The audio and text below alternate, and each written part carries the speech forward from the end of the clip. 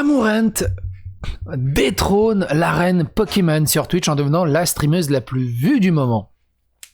Vous allez dire, mais qu'est-ce qu'on s'en branle? Ça reste assez intéressant, mine de rien, de comment est géré tout le bazar autour des statistiques de Twitch. Également, la vie des streamers. J'ai découvert aussi un site assez intéressant pour ceux qui aiment les stats, et pas seulement les vampires. Mais surtout, comment Amourent est devenue la #1 du stream game féminin en aussi peu de temps. Mais avec beaucoup, imaginez-vous, évidemment, beaucoup d'huile de coude. D'huile de coude. Je vous vois venir.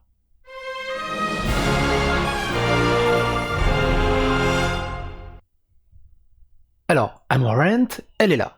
Amourent passe Pokémon en tant que meilleure streameuse féminin sur Twitch. Pokémon a tendance à être en tête de liste des streamers Twitch féminins les plus regardés, mais en mars 2021, son compatriote Amourent a remporté la première place. J'avais fait un screen de son... Elle a fêté ça, alors avant qu'on lise l'article, elle a fêté ça dignement. J'avais fait un screen rigolo qui est là. Elle a fêté un stream de près de 2 heures, je crois, à peu près, montée sur une banane, en buvant du champagne. Et ce qui est drôle à noter, c'est que un sub égale 30 secondes de plus dans la piscine. Une des premières questions qui remonte le plus souvent, c'est Twitch, ils autorisent ça? Parce qu'en fait, il n'y a rien de sexuel là-dedans, puisque ça rentre dans les guidelines. Dans les guidelines de Twitch, il y a écrit qu'il faut être habillé en fonction du lieu où on est. Voilà, on ne peut pas être en bikini dans sa chambre, ça n'a aucun sens. Par contre, en bikini dans une piscine, la piscine est dans sa chambre, là, il n'y a aucun souci de ce côté-là. Alors après un stream dévastateur de 2 heures, là, elle est en train de dormir. Donc là, actuellement, elle est en train de dormir. Il y a 14 000 personnes qui la regardent en train de dormir. Souvent, ce qu'elle fait quand elle dort aussi, c'est que avec les subs, on peut repousser son réveil. C'est-à-dire que plus on sub et plus le réveil il est long, il est loin, et plus tu as la chance de la regarder dormir. Bref, revenons à nos moutons. Pokémon est généralement la première personnalité sur Twitch qui vient à l'esprit lorsque l'on parle de la meilleure streameuse féminine du site. Après, vous allez me dire, on peut pas lutter, la concurrence c'est juste dithyrambique, tu peux pas. Mais vous allez voir ça après. Cela pourrait commencer à paraître différent au cours des prochains mois, car la joueuse de 24 ans est arrivée 2e en mars en 2021 après que sa collègue streameuse et cosplayeuse, Amourent, ait pris la place. Ce ne serait pas la première fois que Pokémon perdrait le titre de la streameuse féminine la plus regardée. En janvier, il a été rapporté que la streameuse YouTube Valkyrae a dépassé Pokémon en tant que streameuse la plus regardée de 2020. Ce rapport mentionne également que les banderoles, donc c'est Google Trad qui traduit streamer par banderole, que les banderoles féminines gagnent en popularité, ce qui devient de plus en plus le cas avec le temps. C'est très compliqué de lutter contre ça quand t'es un mec. Mine de rien, toute raison gardée. En regardant les stats, on voit attends, c'est pas là. En regardant les stats un peu plus bas ici, on voit que Amourent est première, donc Pokémon est 2e dans le nombre d'heures de vues. C'est con comme phrase. Bref, on voit que Amourent est à 1 800 000 vues d'heures regardées sur le mois de mars. Et Pokémon à 1 700 000. Tu dis, waouh, c'est énorme! Et en fait, c'est vraiment peu de zub quand tu vas. Du coup, je connaissais pas ce site Stream Charts. Je connaissais pas du tout. Et du coup, je me suis dit, mais c'est quoi les vrais stats du coup? Et là, c'est de la folie. Tu regardes donc là, c'est les meilleurs streams anglais. C'est XQCO qui a 30 millions d'heures vues. Ludwig 20 millions et blablabla. Shroud qui est assez connu, enfin que je connais, 8 millions 5. Et tu regardes, mine de rien, elle est même Asmongold, 4 millions. 4 millions de vues pour Asmongold. La #1 du coup des streameuses femmes est presque 4 fois derrière. 3 fois derrière facilement. Elle est à 1 700 000 vues. Elle est même pas dans le top 20, même peut-être pas dans le top 30. On arrive où à 1 700 000 vues? On arrive... Ouah, la vache, non, elle est même pas quasiment dans le top... Elle est dans le top 100 au final. 1 million doit être par là. Pokémon, tiens, Pokémon est là, 1,6 million. Et Amourent, je sais pas où elle est. Pas grave.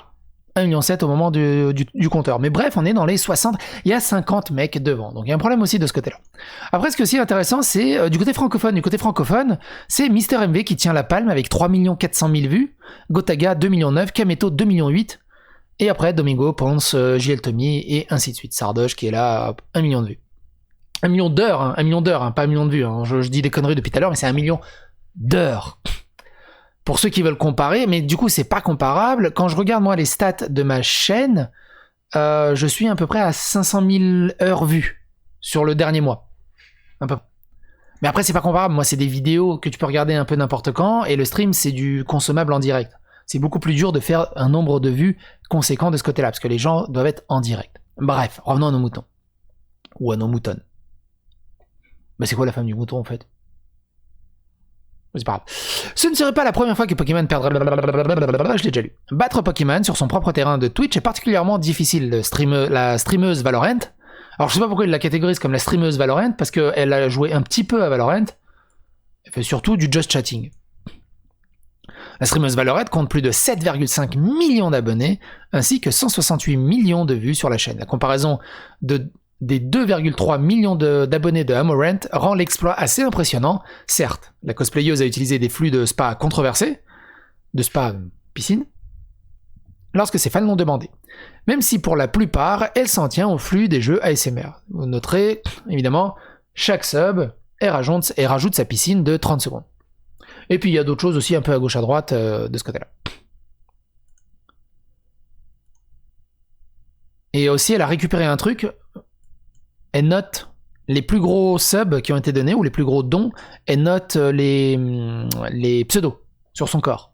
Ça, elle l'a récupéré d'une autre streameuse, je sais plus comment elle s'appelle. On en avait fait une vidéo, parce qu'il y a eu un petit drama entre les deux, parce qu'elle lui a piqué l'idée.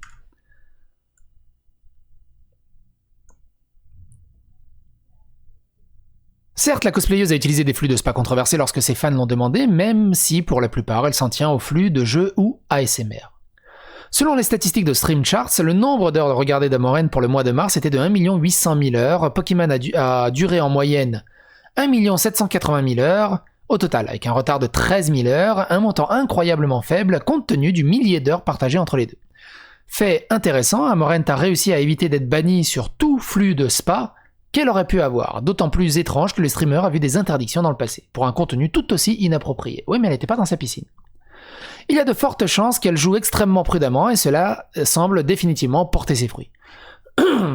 Une chose à noter est que bien qu'Amorant ait effectivement remporté la couronne en tant que meilleure streameuse féminine pour mars, le temps d'antenne de Pokémon tout au long du mois est inférieur à la moitié de celui d'Amorant. Cela signifie que même si Pokémon est arrivé deuxième, la streameuse de variété fait beaucoup moins de travail dans l'ensemble. Beaucoup moins de travail dans l'ensemble. Hein, on parle de streameuse quasi millionnaire. Oh, on doit pas être très loin, franchement. Beaucoup de travail. Après, faut le faire. Faut le faire. Faut le faire. Le plus dur là-dedans.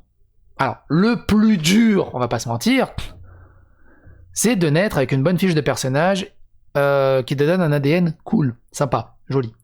Et l'autre côté, faut la monter, sa niche de simp aussi, de ce côté-là, qui te suit et qui te traite comme une princesse 3.0. Cléopâtre. T'imagines Cléopâtre s'il y avait Twitch à l'époque de l'Égypte ancienne? Ça serait un autre truc. Hein. Je peux te dire, Moïse, il se serait jamais barré à ouvrir la mer en deux. Hein. Non, il aurait simpé Cléopâtre jusqu'à mourir plus soif. Cela signifie que même si Pokémon est arrivé deuxième, la streameuse de variété fait beaucoup moins de travail dans l'ensemble. Si quoi que ce soit d'autre, cela témoigne également de la longévité de Pokémon en tant que streameuse en raison de son contenu cohérent. Alors ce que j'aime bien là-dedans, cohérent, c'est qu'elle ne se dénude pas,